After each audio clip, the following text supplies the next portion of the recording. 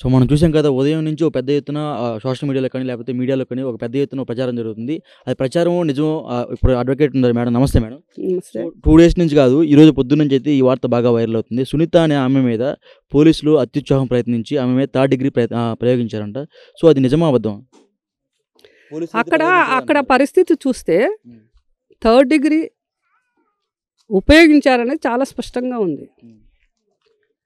అది ఆమె పరిస్థితిని చూస్తే అదే కనిపిస్తుంది. హ్మ్. ఉపయోగించలేదు, సరే ఉపయోగించలేదు.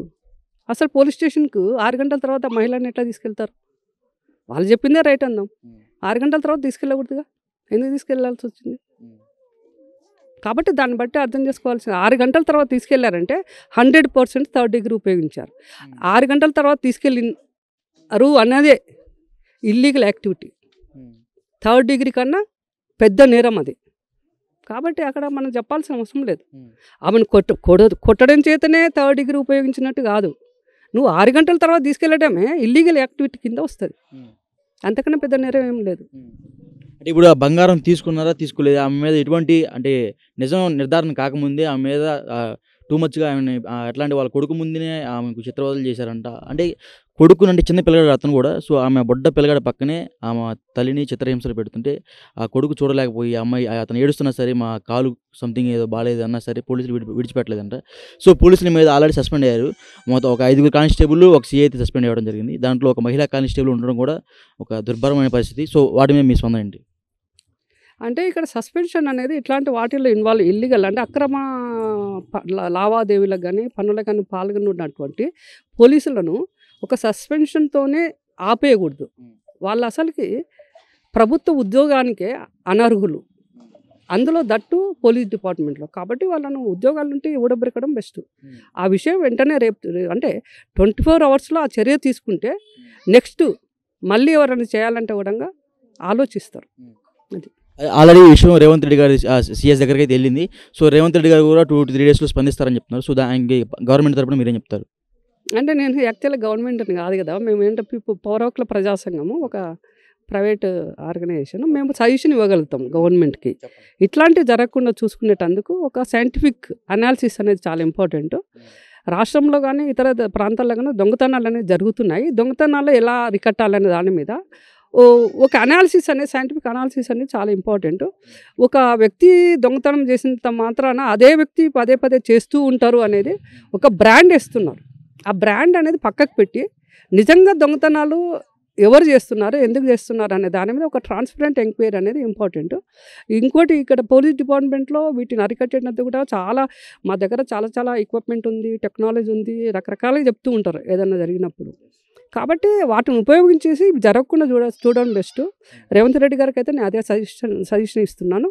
ఇట్లాంటి జరగకుండా రిపీట్ కాకుండా 6 గంటల తర్వాత ఏ మహిళను కూడా స్టేషన్కి తీసుకెళ్లకుండా తర్వాత డీకే బోస్ జడ్జిమెంట్ అనేది పకడ్బందీగా అన్ని పోలీస్ స్టేషన్లో అమలయ్యేటట్టుగా చూస్తే ఇట్లాంటి జరగకుండా ఉంటాయి అనేది. ఓకే అండి. Thank you.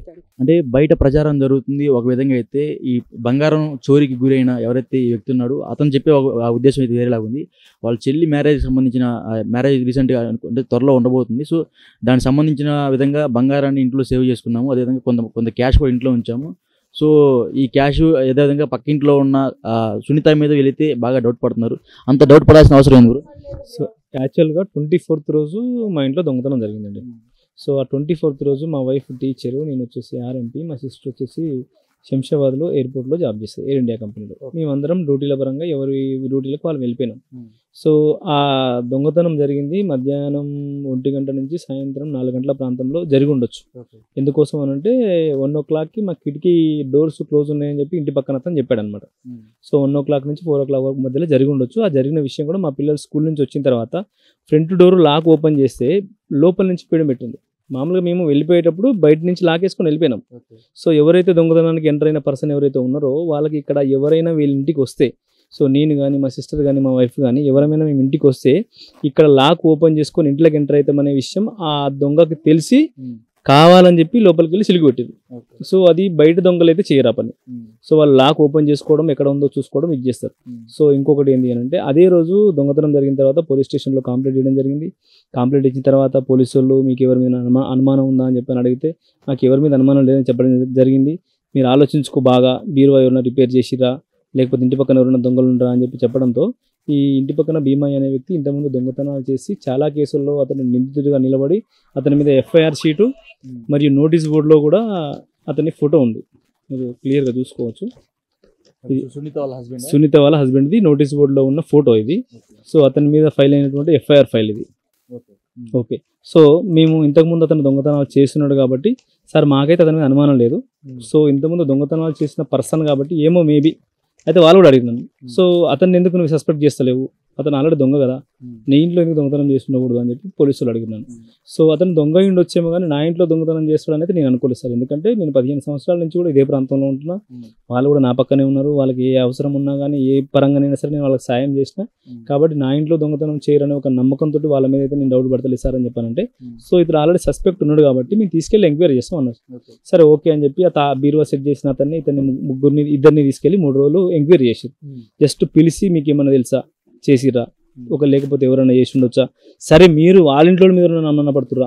సో ఈ కోణంలో వాళ్ళు ఎంక్వైరీ చేసారు. 3 days తర్వాత వదిలేసిన తర్వాత మంగళవారం రోజు సాయంత్రము 5:30, 6 o'clock ఆ ప్రాంతంలో ఇప్పుడు ఈ భీమయ్య భార్య ఎవరైతే ఉన్నారో సునీత అనబడే వ్యక్తి ఒక కవర్ తీసుకొని వచ్చి ఆ కవర్ని అక్కడ వాళ్ళ తలుపు సందులో పెట్టి ఆ బండ పెట్టడమే కాకుండా అటు ఇటు కొంచెం అనుమానాస్పదంగా నన్ను ఎవరైనా గమనిస్తున్నారా లేదా అనే విధంగా చూడడంతో సో మా సిస్టర్ పైన ఫోన్ మాట్లాడుతూ అది గమనించింది. సో అది వాళ్ళే ఏం కవర్ పెట్టింది అక్కడ, ప్లాస్టిక్ కవర్ ఉంది. ఆ కవర్లో కొంత క్యాష్, 2 గోల్డ్ రింగ్స్, ఒక బ్రేస్లెట్ ఉందన్నమాట.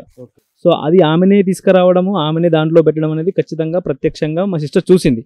సో కాకపోతే అది వాళ్ళే.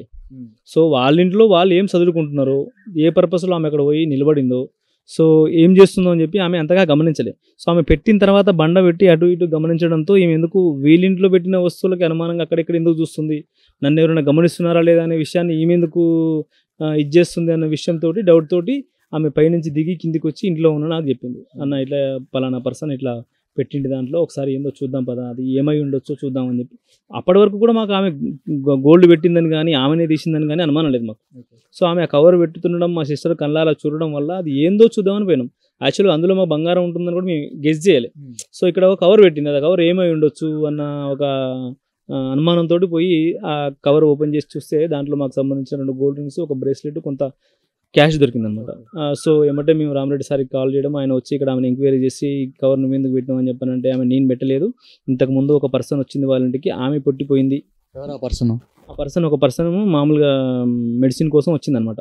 సో అలివేలు అనే ఒక పర్సన్, అలివేలు అనబడే ఒక వ్యక్తి నా దగ్గరికి టాబ్లెట్ కోసం వస్తే ఆమెది పెట్టిపోయింది అని చెప్పి ఫస్ట్ ఒకసారి చెప్పింది. తర్వాత పోలీస్ స్టేషన్ తీసుకెళ్ళి అడిగిన తర్వాత మా బామ్మర్ది అయినటువంటి శ్రీనివాస్ అనబడే వ్యక్తి దొంగతనం చేసి మొత్తం ఆయననే దొంగతనం చేసి ఈ కొంచెం అమౌంట్ నా మీద డౌట్ రాకుండా ఉండడం కోసం నువ్వు పెట్టమని చెప్పిండు అని చెప్పింది. అలివేలు కాదు, ఇప్పుడు ఈ సునీత అనబడే వ్యక్తి మా బామ్మర్దే ఈమెకి ఈ వస్తువులు పెట్టమని ఇచ్చిండు. మా ఓన్ బామ్మర్ది ఆయనే దొంగతనం చేసి ఆయన మీద డౌట్ రాకుండా ఉండడం కోసం ఈ వస్తువులు పెట్టమని ఇచ్చిండు అని చెప్పింది. ఒకవేళ మా బామ్మర్ది పెట్టమంటే వాళ్ళ ఇంట్లోనే ఎందుకు పెట్టాలి, వేరే ఇంకెక్కడైనా పెట్టమని చెప్పొచ్చు కదా.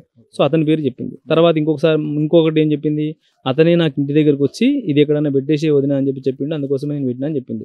సో ఫస్ట్ మంగళవారం రోజు ఆమె తీసుకుపోయినప్పుడు ఆమె చెప్పిన నిజాలు ఈ 3 రకాలుగా ఉన్నాయి. సో నెక్స్ట్ బుధవారం రోజు పోలీసులు ఏం చేసిరనంటే, నువ్వు నిజం చెప్పమ్మా, ఎందుకు ఇట్లా ఒకరి మీద మార్చి చెప్తున్నావు అని చెప్పి అడగగా, నేను ఒక శ్రీరామ జ్యువెలర్స్ అని చెప్పి ఒక గోల్డ్ షాప్లో ఒక 2 నెక్లెస్లు, ఒక నల్లపూసల తాడు కుదోబెట్టిన, ఆ షాప్కి తీసుకుపోయి చూపిస్తా అని చెప్పి ఆ షాప్కి పోలీసు వాళ్ళని మమ్మల్ని తీసుకుపోతే అక్కడ పోయిన తర్వాత ఏ రోజు వచ్చినామని అడిగితే వాళ్ళు ఆదివారం రోజు వచ్చిన, నేను ఆదివారం సాయంత్రం వచ్చిన 5 గంటల ప్రాంతంలో వచ్చిన అని చెప్తే సీసీ కెమెరా ఫుటేజ్ ఉన్నాయి వాళ్ళ షాప్లో. వాళ్ళ సీసీ కెమెరా ఫుటేజ్ తీసి వాళ్ళు ఓపెన్ చేసి చూస్తే ఆ ఆదివారం రోజు మొత్తం మార్నింగ్ నుంచి ఈవినింగ్ వరకు మేము ఎప్పుడు రాలేదు, వాళ్ళకి ఎలాంటి వస్తువు ఇయ్యలేదు అని ఆ సీసీ కెమెరా ఫుటేజ్ ద్వారా పోలీసులు కన్ఫర్మ్ చేసుకున్నారు. తర్వాత నువ్వు ఎందుకు అబద్ధాలు చెప్తున్నావు, తీసింది నువ్వే అనే విషయం మాకు కన్ఫర్మ్ అయింది, కానీ నిజం చెప్పు.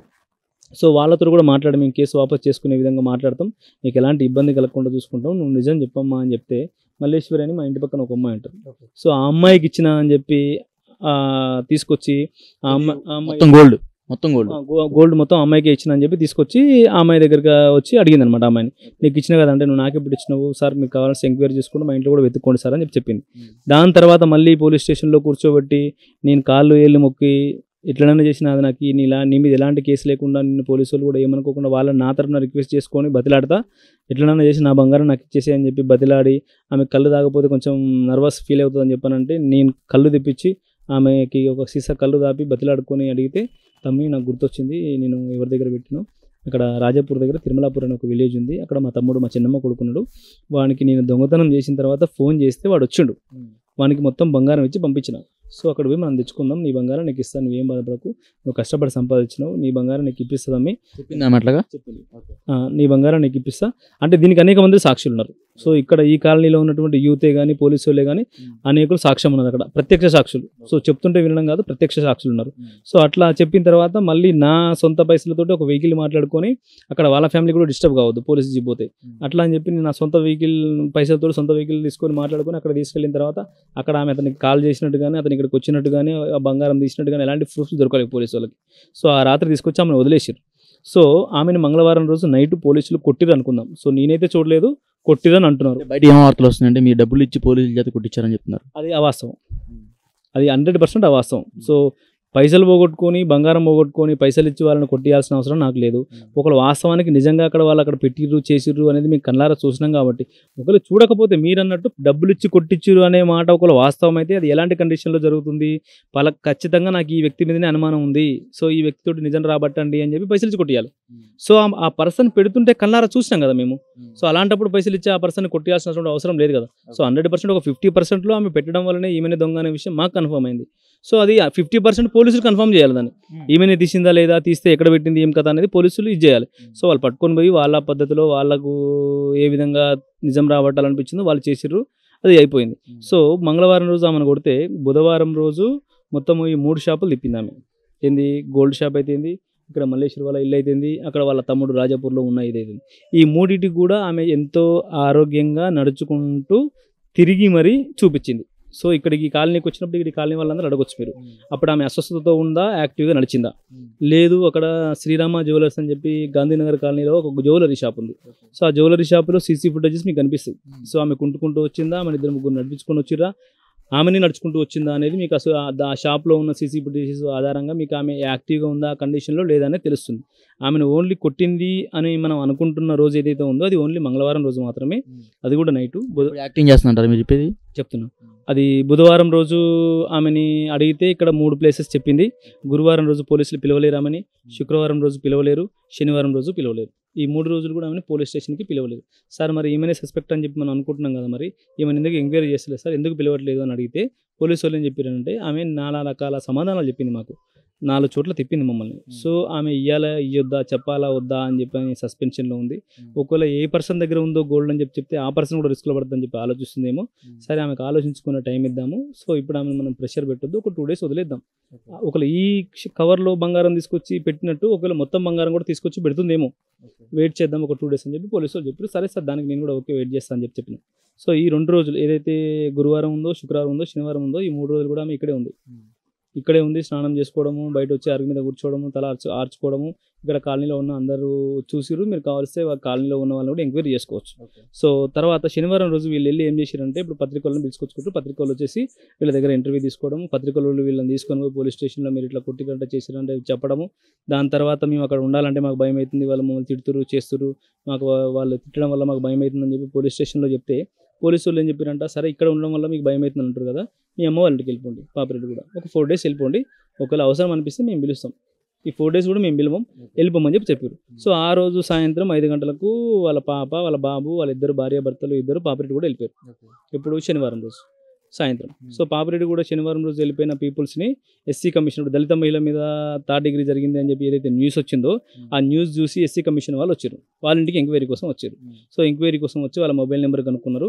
వాళ్ళ మొబైల్ నెంబర్ కనుక్కొని వాళ్ళు ఎక్కడ పాపిరెడ్డిగూడలో ఉంటే పాపిరెడ్డిగూడలో ఉన్న సునీతని హాస్పిటల్కి తీసుకొచ్చి హాస్పిటల్లో అడ్మిషన్ చేయించి వాళ్ళ ఎస్సీ కమిషనర్ ఎవరైతే ఉన్నారో ఆయన వచ్చేంత వరకు ఆమెని హాస్పిటల్లో అడ్మిషన్ చేసి హాస్పిటల్లోనే ఉంది అని చెప్పి సీన్ క్రియేట్ చేస్తారు. సో అది మామూలుగా మంగళవారం రోజు కొడితే బుధవారమే అడ్మిషన్ కావాలి, సరే కాదు గురువారం రోజే కావాలి, లేదు శుక్రవారం రోజు కావాలి, లేదు శనివారం రోజు కావాలి.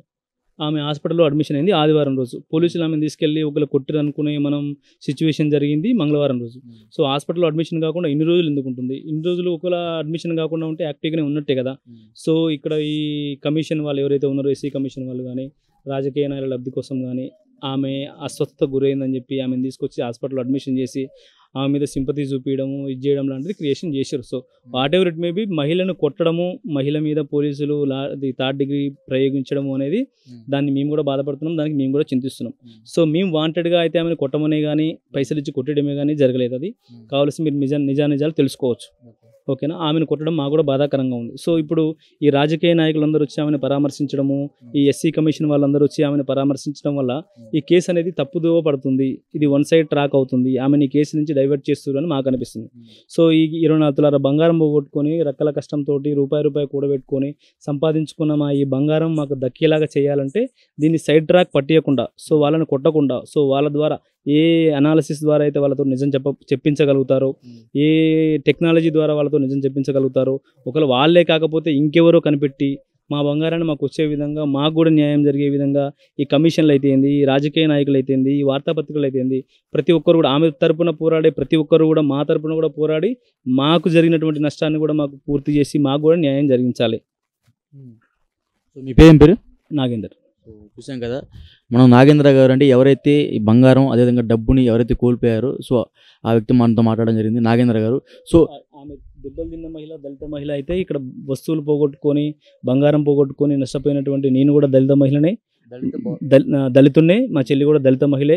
ఆమె పెళ్లి కోసం దాచిపెట్టుకున్న బంగారం అనేది పోగొట్టుకోవడం జరిగింది. ఇప్పుడు ఆ బంగారం రికవరీ కాకపోతే మేము మళ్ళీ ఆ బంగారాన్ని సంపాదించుకోవడానికి కానీ ఆమెకు పెళ్లి చేయడానికి కానీ చాలా ఆర్థిక పరిస్థితులు ఎదుర్కొనే అవకాశం ఉంది. కాబట్టి దళితుల తరపున నిలబడాలనుకునే ప్రతి నాయకుడు, ప్రతి ప్రెస్ వాళ్ళు, ప్రతి కమిషన్ వాళ్ళు మా తరపున కూడా నిలబడి మాకు ఏ విధంగా న్యాయం జరుగుతుంది, సో ఏ ఎంక్వైరీలో మా బంగారం బయటపడుతుందో ఆ విధంగా మాకు న్యాయం జరిగించే విధంగా మా తరపున కూడా పోరాడాలని చెప్పి కోరుకుంటున్నాం. సో చూసాం కదా, ఇప్పుడు నాగేంద్ర గారు మనతో మాట్లాడడం జరిగింది. ఎవరైతే ఇప్పుడు బంగారం కోల్పోయారో ఆయన మనతో మాట్లాడడం జరిగింది. ఇప్పుడు ఆయన మాట్లాడిన కాంటెక్స్ట్ ఏంటంటే, మా బంగారం మాకు తెచ్చింది, మేము కావాలని ఆమెను కొట్టివ్వలేదు, పోలీసులు కూడా ఎటువంటి డబ్బు ఇవ్వలేదని ఈయన కాంటెక్స్ట్లో ఆయన చెప్తున్నారు. సో ఈయన కూడా నేను ఒక దళితుడిని, అదేవిధంగా మా చెల్లి ఒక దళితురాలని చెప్తున్నారు. సో ఇప్పుడు ఈయన సైడ్ నుంచి ఒక మనం విన్నాం కాబట్టి ఇప్పుడు అదేవిధంగా ఇప్పుడు సునీత సైడ్ నుంచి కూడా విన్నాము. సో ఓవరాల్గా మీరే చెప్పాలి, ఎవరు దొంగ, ఎవరు అంటే ఎవరు బంగారం దొంగిలించారు, ఎవరు బంగారం దొంగిలించారు అనే విషయం మొత్తం పూర్తి మీరే చెప్పాలి. సో మనం సునీత దగ్గరికి వెళ్దాము, నెక్స్ట్ ఏరియా ఏఎస్పీ దగ్గర కూడా వెళ్దాము. చూడండి.